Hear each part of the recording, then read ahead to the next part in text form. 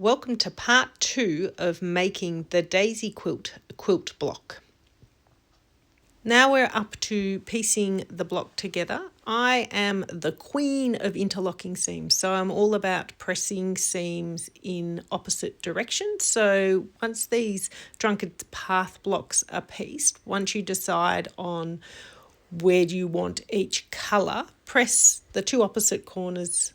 So those two have both been pressed inwards and the other two were pressed outwards. So then when it comes to pinning these seams to piece, those seams are interlocking. I put this in all of my patterns. I have pressing direction guides, which I just think it makes it so much easier and means you don't have to think because I've already thought about it. So then sewing 1/4 inch seam again. I've just done little bits of this because it's easy, but have a look at this. Look at that, perfect. Oh, and another one.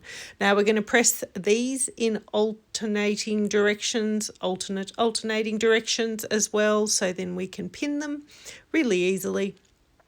I use Clover patchwork pins, the fine ones. They're glass head, they're really fine.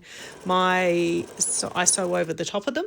And the only thing that ever happens is that they bend. They don't break the needles, which is great. So just checking that it's all matching, which it is, which is perfect. And so I'll give that a good press. Then the next stage is adding those petals that we'd already cut. So I don't line up anything, like I don't use a template underneath. It is lining up the edges of those seams and then just making sure that the spacing is pretty even around the edges.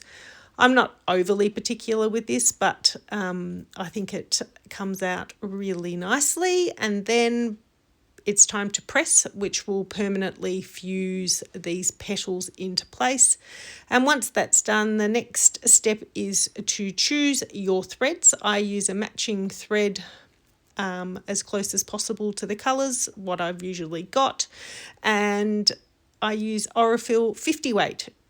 So there's my selection for this block, and stay tuned for part 3, where I'll be sharing my straight edge applique technique.